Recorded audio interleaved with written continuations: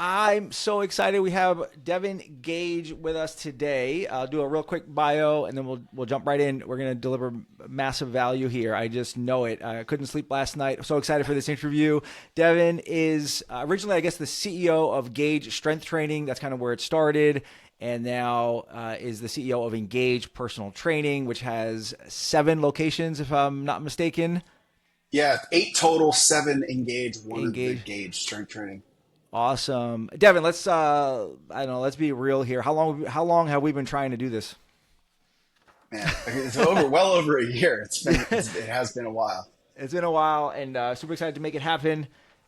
Let's start with I want to hit people with like a good punch of value. I saw you speak at the Growth Summit this past year, I think just a few months ago, and there were a lot of good talks there. But yours, it's not like I'm telling everybody this, but yours was probably the best. It was really value packed, practical. I love so many things about it. I'll just share a couple things just to give you some props here publicly. I loved how it was conversational. I didn't feel like you were like wagging your finger or like lecturing anybody. It was very down to earth. You just seemed like you were talking to your friend at the bar, which is always enjoyable. And it was just a lot of practical things that would make a massive difference. You talked about essentially retention. I mean, it's like how we can quantify it, but it was really all about the client journey.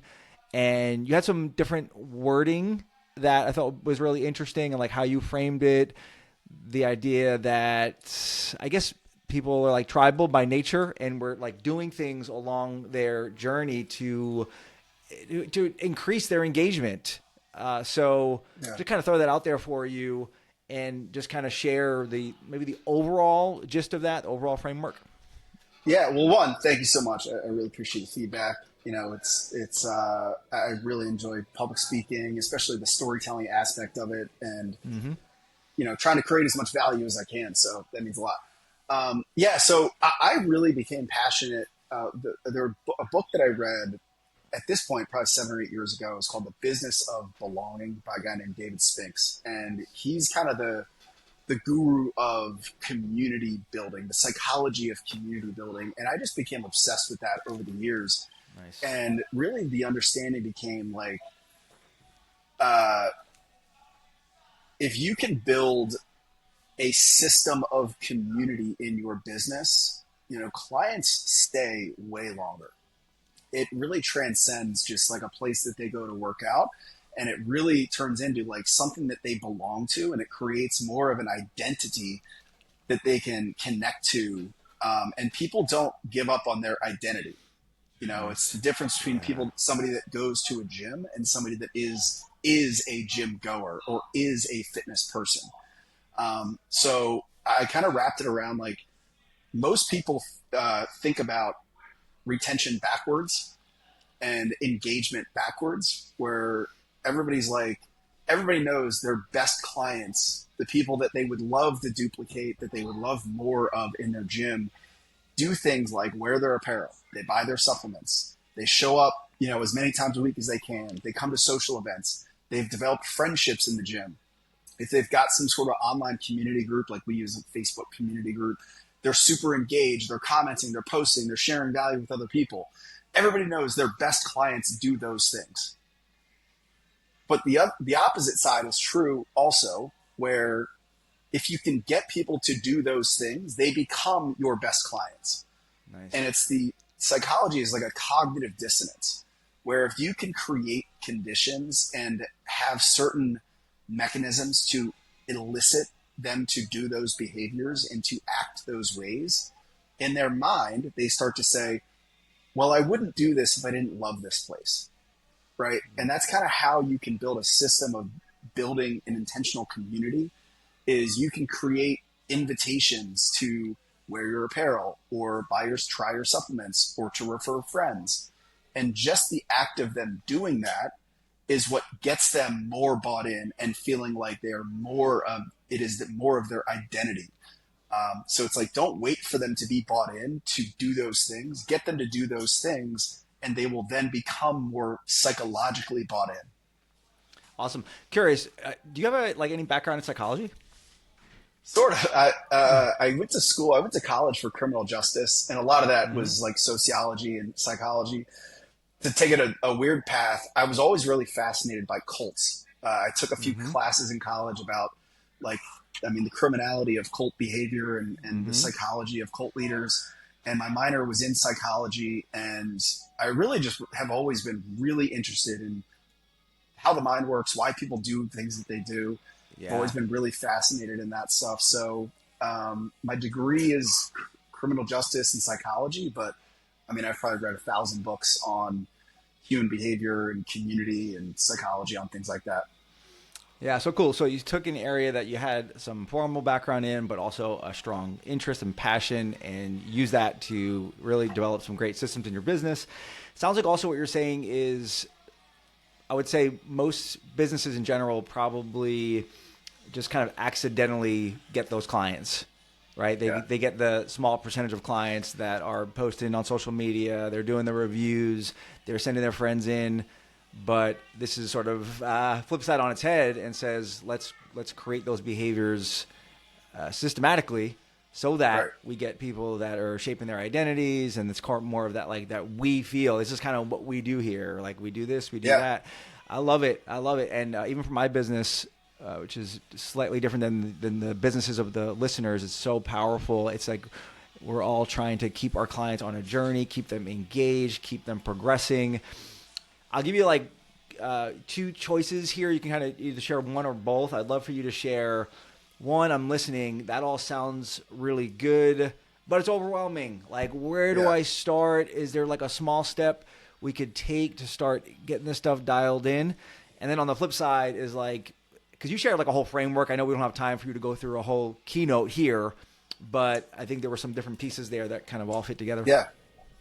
Yeah. So, I mean, where the place to start is think about your best client, right? Like, there's one person that comes to mind that I'm like, man, if I could just have 150, 200 of that person, what Nice. are the traits? What are the characteristics? What do they do that makes them such a good client?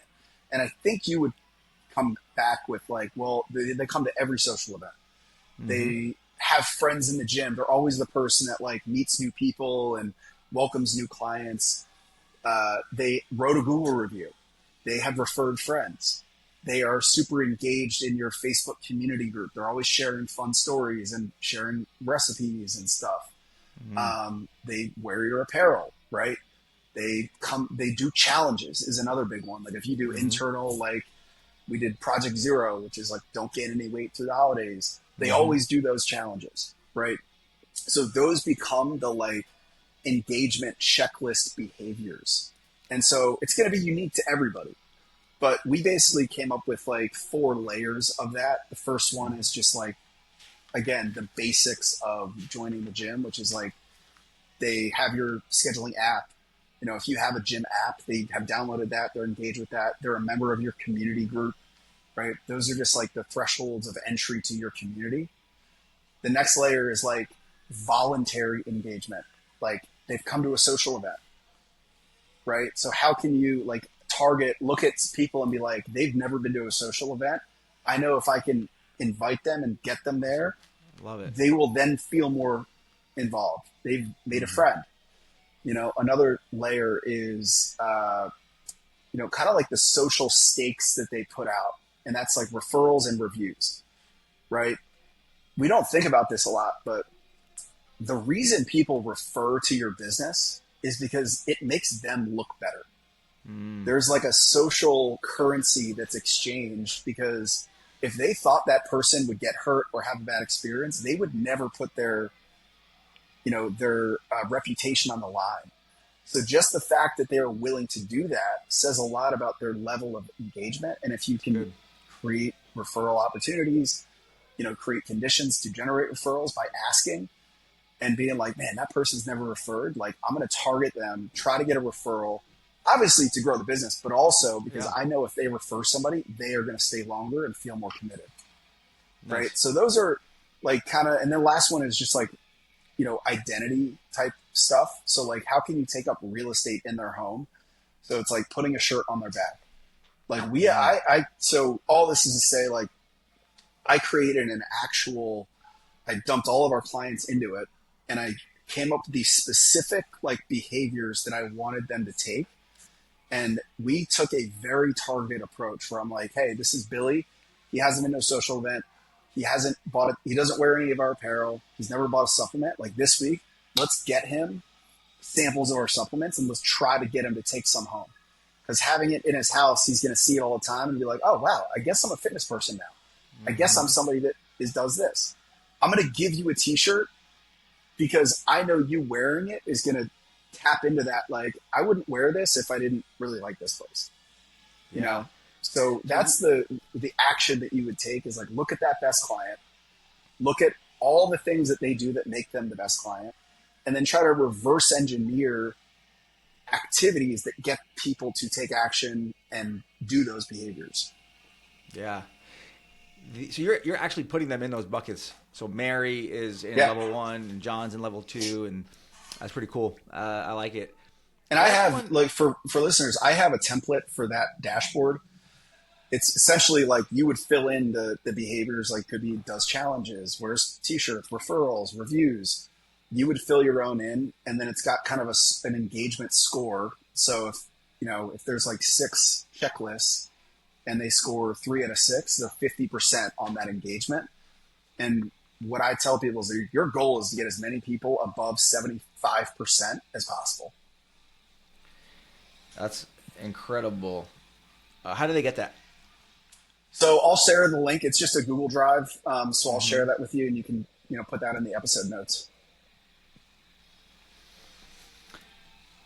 I'm curious how much of all of this is like the owner's mindset of this is the culture we're building, and how much is systematized, or does that not even make sense because it's just kind of what you do?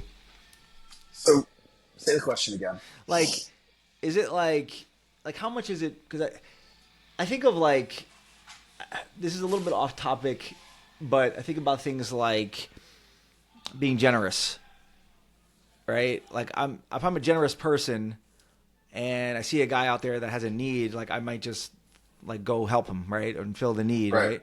Or I have a checklist that says every week I help somebody. It's kind of like how much of that is like just purely systematized versus like part of just natural for you. You're like, oh, John hasn't been to an event. Let's get him in there. Like how much of each of those is part of that?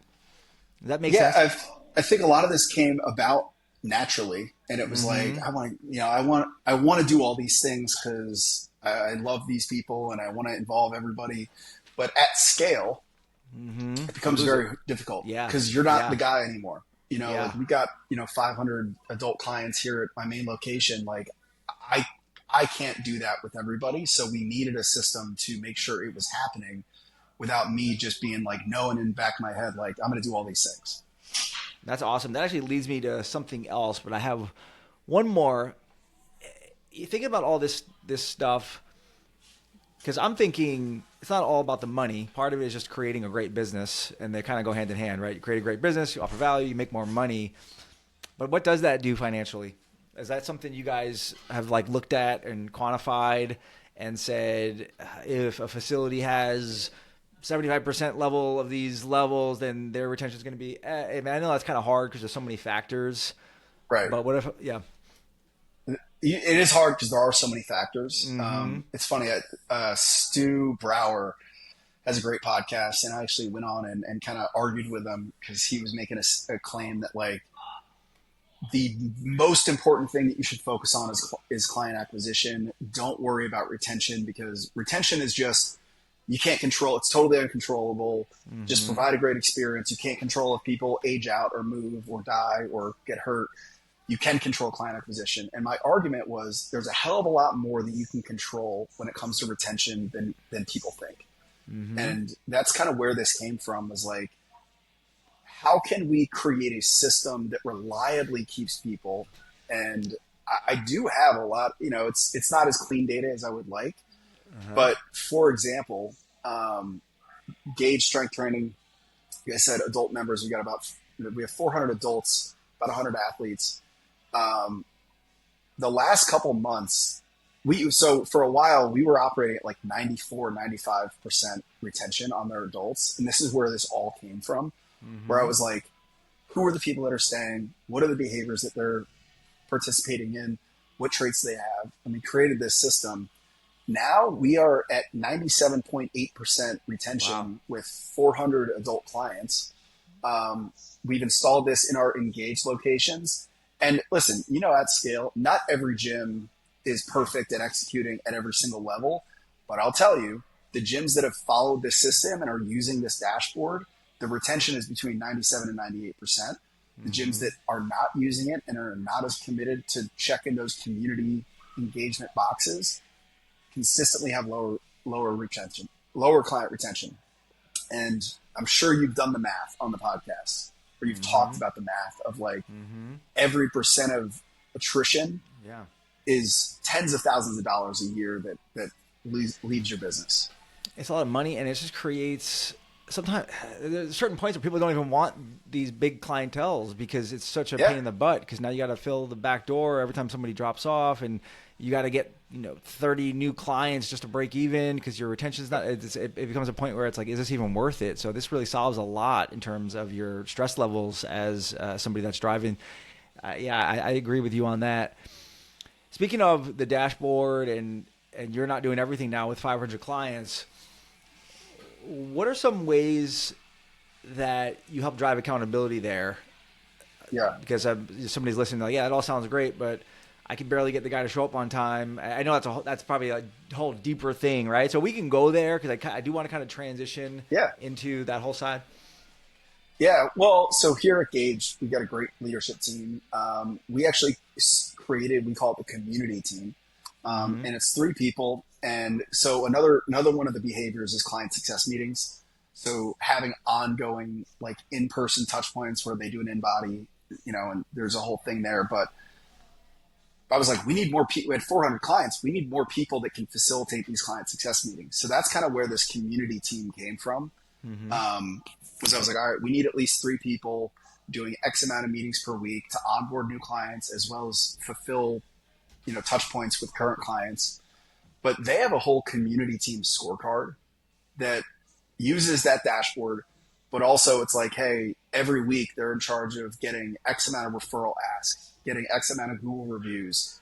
And we basically have a weekly meeting that they run and they are held accountable to a scorecard. That's all the Mm-hmm. community behaviors. Now at the other locations, a lot of these things are built into we're an EOS company. We run level 10 meetings. A lot of these are Mm-hmm. built into our level 10 scorecard. So, things like number of Google reviews. We have kind of a different section where we run through that dashboard and we're like, hey, this person, this person, and this person, why don't you hit them up for a review? Let's get some apparel on these people, ask these people for referrals. So we'll kind of create specific actions based on their own dashboard and we'll facilitate that in our level 10 meetings. Nice. So it sounds like the community team, I think is what you called them. Yep. They are the owners of those KPIs in terms of the community engagement. Yeah. So I have one woman that's our client success manager. Shout out Kristen. Mm-hmm. She owns client retention. Like that's her KPI. That's the big number our goal is 97. We're just about 98% right now, which is great. She also leads the community team and they help execute on a lot of the, client facing activities. But she Nice. owns that client retention number and that's the KPI for our community efforts. Mm-hmm. I'd love to talk a little bit about your transition. So you like this high level. I know you've been around a while because you and I met. I think it was like 2014 or something like that. Sounds about right. Yeah. So what was the journey like? Like how many years did you run your first facility? Then when did you decide to expand into the engage personal training side? And yeah, I'm just kind of curious about that whole process. Yeah, so I opened my first gym in 2012. Similar to a lot of it was like a garage gym style. It was just me training. It was really when I hired my first employee that I was like, oh, like this really excites me. Like I really want to provide this guy opportunities. He was an amazing employee, he's still with me today. And it made me really think, like, go from a technician to like, I've got to figure out this sales and marketing thing. So that brought me to, I want to say 8-10 years in, we hit the $1 million mark. We installed EOS. So that was another one. We worked with the EOS implementer and we started using that system very formally throughout that time. We hit $1 million in 2021. And, it's funny, man, like I haven't talked about this a lot, but a lot of people set this as like this big goal and this big benchmark. And that was my driving force for so long. I mean, there were so many years that we had that number written on our goal board, and it felt so like, I felt like such a phony even writing it, because I was like, we are never going to hit this. Mm-hmm. I remember the day Jeff, who's my operations guy, my integrator in the EOS terms, called me and he's like, hey man, like year over year today, we hit $1 million. And I was like, cool. Like the excitement was like, cool. And then I was like, all right, now what? Like, it was great. And it was like a great little milestone for me, but it just, it's just one of those things where it's a little anticlimactic. Here's my assumption. No balloons fell from the sky. Yeah. Yeah. And when you went down the block to like order your sandwich, they didn't even know about it. Yeah. Yeah. And again, I kind of expected like, this is going to be, but I just was like, okay, cool. Cause you still got all these problems. You still got like $1 million problems in the business that are still there. So that was, but it was like my mental, in my head, I was like, all right, we did it. Now I feel good about trying something new. And we had a big part of our growth was transitioning to this small group personal training model. So at Gage, we do small group, large group, and athletes.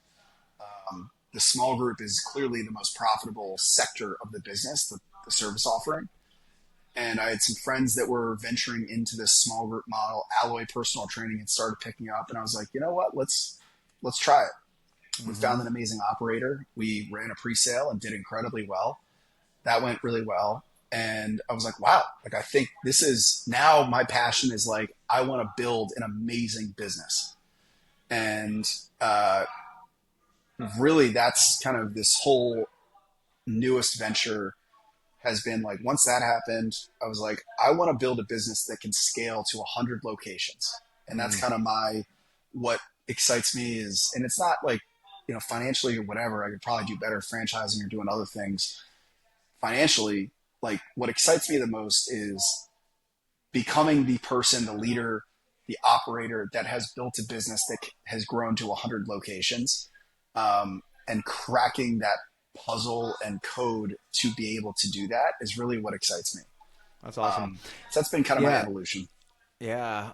In terms of the leadership side, I talk a lot about the difference between like managing and leading, right? Managing is like, I'm just kind of breathing down your neck. I'm inspecting everything you're doing. I'm telling you did this right, did this wrong, do this, do that. And then leading is totally different, right? We're vision casting. We're holding people accountable in a healthy way. We're supporting them. And I think a lot of gym owners get stuck there and they never get out of that. It sounds like for you, you put a lot of effort into, you said the EOS, but also your hiring sounds like it's pretty important to you. Yeah.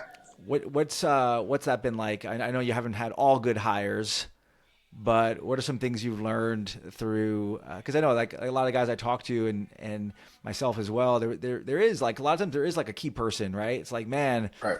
Like for me, there was like I had an operating manager, and it's like it wasn't for her, there's no way we would have been able to do what we did. Was that luck, or was it something else? Maybe a little bit of a combination of things. But yeah, how does that play out for you, or how did that start out for you? Yeah. So in terms of like hiring and staffing, the first thing that I could say is like, the person has to be the obvious choice. And the mistakes that I've made was like, I would want a position for somebody more than they did. And this is like the phrase that has turned into a red flag because we've made mistakes. So when we were looking for facility leaders to run and operate these engaged locations, be like, hey, like, do you want to be a facility leader? And they'd kind of be like, do you want me to be a facility leader? And I'm like, I think you can do it. They're like, if you think I can do it, then I want to do it. So Mm, that is a major red flag. mm, It They have to be like the one that is raising their hand. They want to be the guy or girl. We've had, a lot of success with female facility leaders. mm-hmm. They've got to be like outwardly like, this is what I want, and I'm going to be the obvious choice to do it. The times that it's failed has been when we wanted it more than them, or we uh, put somebody in a position that they didn't like really launch themselves into. So that's like the biggest thing is Mm-hmm. not forcing anything on anybody. Um, Man, there was one other that it slipped my mind when it comes to like leading and staffing. But it'll come to me. Yeah, I think I have a good follow up there. You hear a lot of the experts in this type of thing. They talk about how compensation is like low on the list in terms of priorities. Like, what have you found? Was that what you were thinking about? Like, what are the Yeah. things? Yeah. So I think it's a little bit different, but your job as a manager is to make them make you money. And what I Mm-hmm. mean by that is like people get really shy about like compensation, and they get shy about paying trainers and paying managers more because they're looking at it like, well, I don't know where the return is going to be. Your job Mm-hmm. is to create a job that has that return. Return. So sometimes people are like, well, I don't know if I should pay them this much. And it's like, well, what do they have to do in order to be worth that much? Mm-hmm. And then tell them that that's the job, Mm-hmm. where I'll give you a really specific example. So paying our trainers more, I've had conversations like, hey, I want to pay my trainers, let's say $75,000 salaries. And everyone's like, well, that's crazy. I'm like, yeah, but what if every single trainer sold, $100 a week in supplements and generated revenue on their own as a part of the job? Like, how can you create the job so that the expectations are that if you're paid this much, you are generating this revenue for the business versus just an expense that is like, well, I have to pay them because they have to service sessions. Does that make Mm-hmm. sense? It does. Yeah. Like that's kind of the manager's job, is to make the compensation worth it. And if they're not, that's either on them for putting the wrong person in the wrong seat or not holding them to the right expectations. That's taking responsibility for those outcomes. When you think about hiring, I guess on one end of the spectrum you have the perfectly buttoned up system of our profit margins are X percentage, and now we're gonna hire because of this is where we're at. And uh, there's also the spectrum of we just like we can't keep up, so we hire somebody. And on the other end of the spectrum, we're hiring somebody because we know they're going to be good in the future. How do you guys go about like timing of hires? Is it kind of a feeling? Is it based on the numbers? Is it based on like maybe a client number? Like when you get to X clients, we know we need another coach or we need Yeah. another. Uh, Yeah. So on the Engage side, it's a little cleaner. So we, mm-hmm. we open a gym with a single facility leader. The idea in a perfect world is when they get to 75 clients, that's when we bring on the number two. And they're generally part-time. We open up more sessions to increase our capacity, Mm-hmm. and we relieve the facility leader from some of the burden of coaching so they can do more of the community engagement, referrals, joint venture stuff. And Mm-hmm. at 100 clients, that number two goes to full time, and then they cap the gym at like 120. That's a full gym on the Engage side. Nice. And at that point, the facility leader is coaching maybe 15 hours a week. Then they're doing all community engagement, retention stuff. And then the number two is a true like head trainer. Now, um, it has not always been that perfect. I would Yeah. say it's more often than not, like we've got to hire a little earlier than that Yep. because it's taken a little too long to get to 75 and our facility leader is struggling. What we try to be very conscious of is, are we hiring to band-aid a facility leader that's not performing to the Mm-hmm. level that they should be? Or is this really going to accelerate growth faster? Like one of the mistakes that we've made and what we've seen is when that hire happens, it is not a break for the facility leader. And the mistake is when they're like, oh, thank God, I have 10 less coaching hours. It's like the expectation is that 10 less coaching hours is 10 hours of more revenue generating activity of lead follow-up, referrals, joint ventures, like reactivating former clients, getting out in the community. And it doesn't always happen that way. And that's interesting to me, the way my mind works, because I'm assuming the facility leader is doing the sales, right? So we actually, in the last year, have centralized all of our sales. So they do all of the referral and reactivation and joint venture facilitation. But as far as inbound lead nurture and sales, we have a centralized sales guy that does that. That's a really good distinction, because if somebody's listening and they're like, you know, I don't know, maybe I got to get to 75 clients before I make a hire. That might not be the case, right? It might depend on your exact model. So yeah, because I think your idea of the centralized sales kind of almost makes the point I was going to make, which is I think a lot of us, myself included, we fall into trying to do everything and we can't do any of it well. Where you have somebody, and we all started off this way, right? We're the head cook and bottle washer. We're doing the training, we're doing the sales, we're doing the marketing, and before you know it, it's like I'm too busy to make money because I'm doing all this other stuff. And it's a tough balance, because it's like you got to free your time up so you can do the thing that's higher leverage, but then that's going to come at a cost. That's why the money side is so important behind that, so you can actually have the margin to do that. But just for on that, like, it's not a perfect science in our experience. Like, it just has not been a perfect science. But the idea is at 75 clients, we're profiting enough to hire somebody and not lose money after that hire. Nice. So at 75 clients, maybe we're profiting, like we've just gotten to the point where we're profiting like $5,000 a month. And we bring on a part-time trainer for $2,000 a month. So we're taking a step back in profits. But it's because the bigger picture is we want to get to 120 as fast as possible. So that's kind of like, again, it's not perfect, but it's like, hey, we need to be able to afford a hire without bleeding cash. And this, as long as it's not too personal here, the directors, there's no equity for them. Is that correct? Correct. Yeah. Okay. So So I'd be curious, kind of like to wrap up this leadership piece, what would you say, and you could even, like, if you're comfortable, we could do a role play, or you could just share an example, like what would you say good leadership looks like in terms of accountability? I guess there's different stages of that, right? Because people that are reporting to you are probably the directors, right? But then there's like the coaches that are reporting to them. So that's like a whole thing, right? Like, how do you give good accountability to your directors? Maybe that's a little easier in some ways because they're probably people that are, I don't know, a little more motivated. But then you got to trickle that down. What does that look like when it's done well? What does that look like when it's done poorly? So there's two ways that I'll answer this. The first one is I am very big on like objective information. Like we try to not be emotional. Like the numbers are the needs of the business. So like we are very strict about our scorecard, where we're like, the scorecard is built because that is the food that the business needs. Like there is no right. Say that one more time.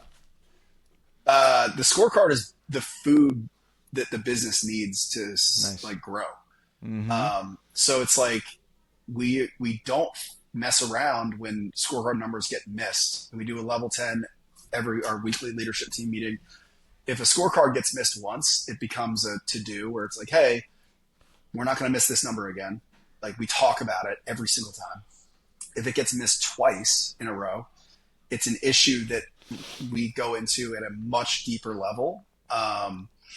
If it's missed 3 times in a meeting, in a quarter, we schedule like a one-on-one with that person, and we're like, hey, is this what's happening? And we try to provide some coaching and accountability on it. If it's missed 4 times, that's when we have, in EOS world, it's like the GWC conversation. And we're like, do you get the job? Do you want the job? Do you have the capacity to do it? At 5 times, and this is where it changes course a little bit. At 5 times, it the spotlight turns towards the manager or the leader, where it's like, what are you doing about having this person that's clearly not the right person for this role because they can't hit the basic number that the business needs. So why are you keeping a person in that position that shouldn't be there? And then because then it comes down to the manager that is keeping the person that's not there or not providing the right leadership. So that's the first one, is like, everything we do is we try to keep the scorecard at the forefront, and hold people accountable to that. The next one, and when it comes to like the actual leadership we provide, my favorite leadership framework for our business is like the situational leadership. It's a great book, Ken Blanchard. I've dumbed it down. I actually have a poster here that I look at all the time, but it's basically like Nice. the skill and will matrix. And it's like every single leadership problem we run into in my business, I can look at this and it becomes glaringly obvious, where the matrix is like level of skill and level of will, which is like willingness and excitement about that role. And every single time, the person either doesn't have the skill to do what we're doing, and we're leading them from the wrong quadrant, right? A high will, high skill person, that's a delegate. Like, I can delegate everything to them. I don't have to check in on much. A high skill, low will, somebody that has the skill, but they're not all that excited about it.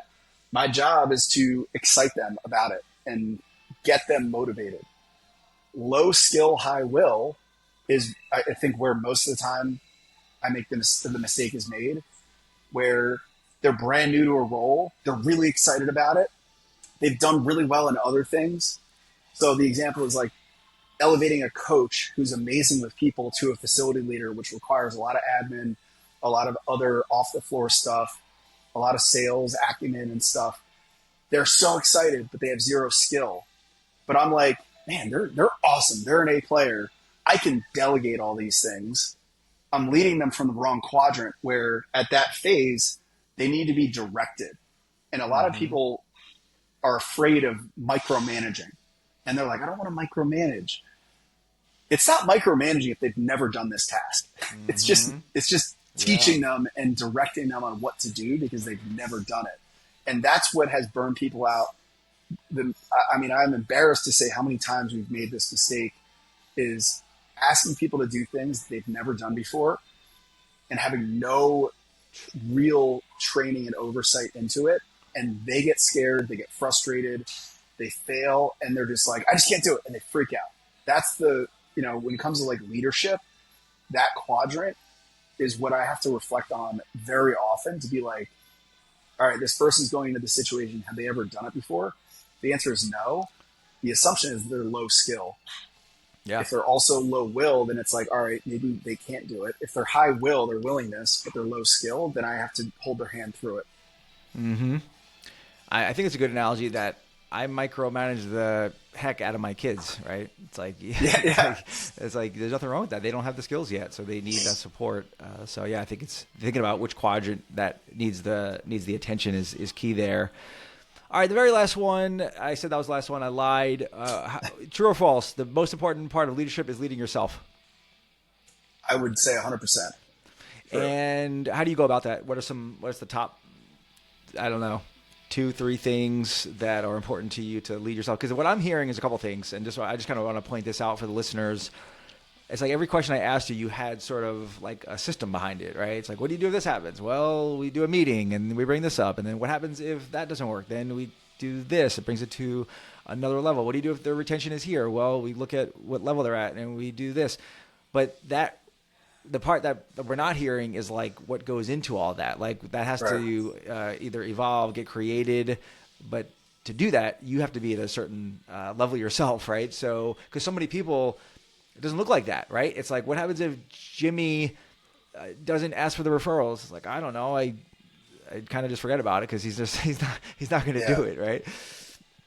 Yeah, a few things. I think Alex Ramosi said this. Like, successful people are both incredibly arrogant and also incredibly insecure. And I Mm. think for me, like, I definitely am obsessively trying to learn all the time. And it's probably rooted in an insecurity of like, I don't know anything. So I need to read 150 books a year on this Mm-hmm. to do Yep. it. So like education is really big for me. Like not being afraid to expose myself to really throwing myself into the fire of like getting feedback like is a Mm-hmm. huge one. Like I uh, probably more than is healthy, like push for feedback. Like a couple 2 years ago, I hired a executive consultant to do like a year long 360-degree review. They Mm-hmm. interviewed every current employee, That's awesome. every former employee ever about how I am as a Wow. leader. And they wrote a 100-page book on like the good, the bad, and the ugly of Devin Gage as a leader. And I have it over there. And when I need a little reality check, I'll read it sometimes. But I think like, I don't know if that's humility or what, but like, I try to really like be honest with myself, like, and request feedback. Another thing we do from a feedback standpoint is every meeting we created a feedback mechanism where every single coaches meeting, every single all company meeting, every time we gather people outside of their normal hours, at the end of that, we have a QR code that we ask them to scan and rate that meeting. Mm. And that's what I hold myself accountable to and my leadership team accountable because I'm like, I don't want to waste your time. And I'm going to Yeah. ask you all the time for feedback on like, are we providing value to our employees in that time? Um, Man, and it's then so just good. constantly seeking mentorship myself. Yeah. That's so good. I'm curious about this. How much of the feedback you've gotten, whether that's through the 360s or through the surveys or however you got it, how much of it was, yeah, deep down I kind of knew that versus, wow, like if I didn't, I have no clue. That like completely surprised me. I'm asking these hard questions today. I apologize. Yeah. Well, I would say when I did that 360 review, like that was really difficult. I mean, that was like a really difficult process. So she didn't include any like specifics. She kind of took the trends that she gathered. I mean, she did like Mm-hmm. 100 interviews over the course of a Yeah. year. Again, all my current employees, all my former employees, some that were fired and left on bad terms that agreed to do this, some that left on good terms. But she gathered kind of the trends over that. And that was tough to read. And that was like, there was a lot of things there that I would have loved to stay ignorant to. Yeah. But Some of it's was it shocking to you, or did you kind of know after, like when you saw it, did it make sense to you? a lot Did it of it make? was known. A Yeah. lot of it was known and just unanalyzed, but some of Yeah. it was like, wow, like I did not realize. I like just the pressure that I put on people sometimes, and like the Mm-hmm. level of expectation was way higher than anybody. Like the feedback was kind of like, we are, I can be scary in meetings at times because of the level of Mm-hmm. expectation and the pressure I put people into. So that was like a really big reflective thing for me. And I think I've made a lot of changes and improvements Yeah. on. Yeah. But yeah, I think that's my own leadership. I think my personal development has always been, I'm not afraid to like look at the shit that I know I'm afraid to look at and Mm-hmm. focus on that versus just stroking my own ego. Like I could read another book on communication and psychology and building community and broaden my education there. But like, I want to go into the fire and like Yeah. really look at these things and fix things that aren't working. That's awesome, man. That's a perfect time to wrap it up. It's never a perfect time to wrap it up, but if there was one, that would be it. I usually have a few questions I ask at the end, and I feel like Cool. we've actually talked about most of them. So let me ask you these questions, and if we've already talked about it, we can just kind of jump past it. The first one is, what's like the mistake that you made? There's a lot of ways to word this, like the mistake that you learned from, the mistake that we could learn from, the mistake that was so terrible, but it made you who you are, and it's something that we could learn from. Unless it's kind of what we talked about with some of the hiring mistakes you talked about. Yeah. mistakes that I made, I opened a gym in California, and Mm-hmm. I was ignorant to think that the markets were not totally different. Listen, Mm. I'm still not sold that it was a market selection issue as much as it was just not being prepared with the systems that we needed at Uh-huh. scale, like to operate a gym completely across the country. And Mm-hmm. I was definitely warned, and people were like, "I think it's going to be harder than you think." And I was like, "What? We've been so successful here, and I don't even Mm-hmm. go to these gyms all the time. So what's different about it? Mm-hmm. I've got my people that do all the things, Yeah. but really, we couldn't get out of this hole, and we eventually shut it down. And so definitely, like, that was a big mistake. That if you look at one of my favorite books is the Road Less Stupid. He calls it a dumb tax. That Yeah. was a Yeah. big dumb tax. Yeah. It was a dumb tax, but it didn't kill you. And obviously, yeah, it wasn't fun. But I appreciate you sharing that because oftentimes we look at everybody else and we're like, man, everything they do Yeah, turns to gold, right? That's not the case, right? yeah. And I went What? into it. That book has a great thing where it's like decision making is like, Yep. what's the upside? What's the downside? Mm-hmm. Can you live with the downside? I knew it was like, if this totally flops, it won't Mm-hmm. kill me. Now we were growing other gyms that weren't doing all that they should have too. So it did get a little sketchy for a little Yeah. while, but yeah, Yeah, I might confuse my books, but is that where he talks about if it's 70% odds? No, maybe that's a different book. But yeah, it's like best case, worst case, and if I'm willing to deal with the worst case, then it yes, might be that's it. yeah, Yep. yeah.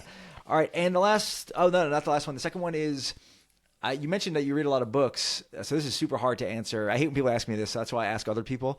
But what was the book that you could share, recommend? Maybe the biggest game changer for you. Maybe it's the one you're reading now. Maybe it's something that just really changed the way you looked at things. Your favorite, one of your favorites, however you want to answer it. Yeah, I mean, I would just say Traction by Gino Yep, Wickman was one common of the answer. game changers for me. Mm-hmm. I mean, we built our whole business around that. Mm-hmm. But also just the staples. Seven Habits of Highly Effective People, How to Win Nice. Friends and Influence People are good. Another one that I'll go more on the business route, and I just recommended this to somebody, is Blue Ocean Strategy. Yeah. Um, was a really, really important book for me, especially going into this small group training model. Um, yeah, It's so funny because there's been so many times, and this is a book that's an example of this. There's a lot of it's like it's movies. There's so many like really popular things that I've never read. Like really, like yeah. I read the ones you mentioned, except for the Blue Ocean. But there's like these classics that I don't read, and my reason for not reading them, it is arrogance. It's because I think I know about it. I know what that means. Like Blue Ocean Strategy, yeah, I get it. And then once in a while something will hit me and I'm like, I should just read that. And then I read it and I'm like, man, like it was so good, I'm, and it like it's a different perspective, and like it was so good that I read it. So that's one of them for me. I'm the same way, and it not for me. I don't think the issue is arrogance. I think there's just something about like push back on like what everyone else is doing. So it's Yeah, like yeah, everybody's yeah, like, you got to read that book. You got to read it. And I'm like, yeah, yeah, no, I don't. yeah. I'm But fine without it. every Yeah, time I do, I'm like, I get it now. Like it yeah, was that good. yeah. Yep, that's good. So I'll have to check that out now that you've mentioned it. The last one is you mentioned 100 locations. Maybe that's the answer, but what's on your bucket list? What's something that you want to do? It could be do, have, be, achieve, experience, whatever. 100 locations is what we're striving towards. I don't have any like dreams of buying a Lamborghini or anything like that. But really, just 100 locations and being able to do it without losing kind of the lifestyle that I have now. I'm trying to be as present as I can with my two daughters and be able to be the dad that I want to be. And that requires me to be a better leader and to operationalize things a lot more. And that's kind of the thing that drives me the most. Nice. What are their ages? 4 and 14, Okay, nice. so big span. Yeah, awesome. Very cool. Love girls. I got four of them, and Oh wow! yeah, they are amazing. So I know that's such a blessing for you. Well, that I think that concludes our time here. We're gonna put the Google spread the spreadsheet in the Yeah. show Yep. notes for the 4 levels and the checklist. Anything? Where else can people go to connect, learn more, I highly Yeah. recommend it, by the way. I know you have a podcast. Yeah, I have a podcast. I push most people to the YouTube channel, but it's Mm-hmm. Little Jim, Big Heart, which is also the tagline for the locations that we run. Um, I don't do any like consulting. Happy to have conversations or answer questions that people have. I'm open book with a lot. But I always say like my consulting is my own businesses. Like that's kind of Yeah. where I funnel all my energy. I find like, cause I'm the opposite, right? Like I'm only doing consulting, and I feel like you have at some level you have to choose, right? Because Yeah, it's the same thing. You're gonna be, because I noticed when I sold my gym, like I got so much more focus. It's just natural, right? You can yeah, only do so many things. So I respect that, and you could probably do yeah, really well with consulting. And maybe one day, I'm assuming you will, but for right now, you kind of know where you need to be. yeah, yeah. Well, this was awesome, man. I appreciate it. Awesome, man. You got it, man.